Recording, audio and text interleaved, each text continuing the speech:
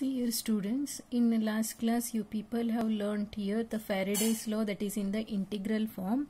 So now you have to get the expression in the differential form. That's why now see here, consider the closed integral of vector E dot dl, that is here surface integral of, so this it is called as curl of E, that is dot ds, means here the divergence of ds here. So equating here equation 3 and 4, just you can go through the equation that it is mentioned here. So this is your equation 3. So equate the equation 4 here.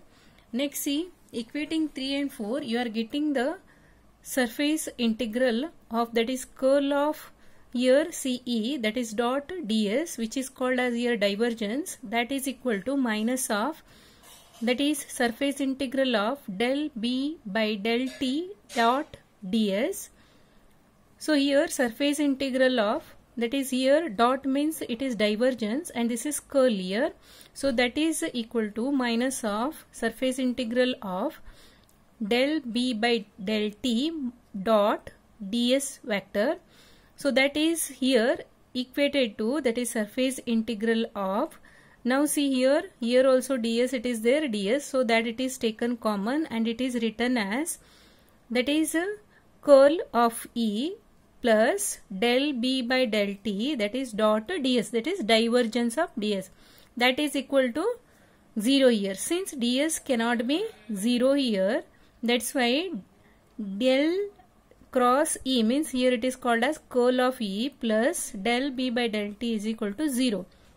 Or you can write, that is curl of E is equal to minus of delta b by delta t. So this equation 5 is the point or differential form of Faraday's law and it is one of the Maxwell's equation. Next just go through here Gauss divergence theorem. For that you have to consider the point P here, where there are charges. Let rho v be the charge density at P here. Due to the charges, there will be a electric field that is around the point P here. So that it is written as del by dx by del x plus del of dy divided by del y plus del of dz divided by del z is equal to rho v. So here dot means it is considered as divergence, that is divergence of d is equal to rho v. So here it is Maxwell's first equation. So statement for Gauss divergence theorem, the integral of the normal component of the flux density over any closed surface in an electrical field is equal to volume integral of divergence of the flux throughout the space enclosed by the surface here.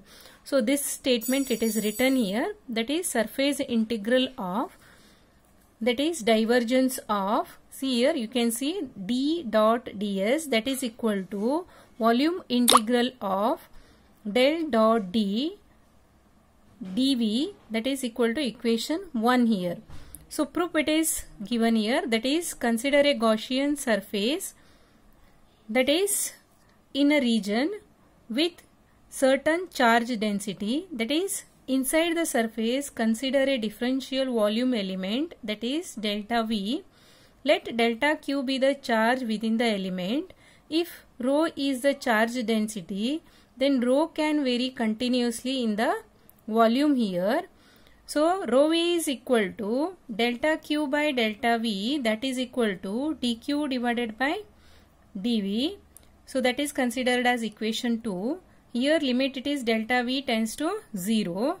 dq is equal to rho v dv. If q is the total charge enclosed by the Gaussian surface, then q is equal to integration of dq. So that is equal to volume integral of rho v dv. But see here, that is divergence of d is equal to here rho v, that is from the Maxwell's equation. So that's why q is equal to volume integral of, that is divergence of dv, that is considered as equation 3. So by applying Gauss law to the Gaussian surface, surface integral of that is vector D dot vector ds is equal to Q. So by equation 3 and 4, by equating these two, we are getting here that is surface integral of vector D dot vector ds is equal to volume integral of, that is here divergence of D dV. So it is called as here Gauss divergence theorem.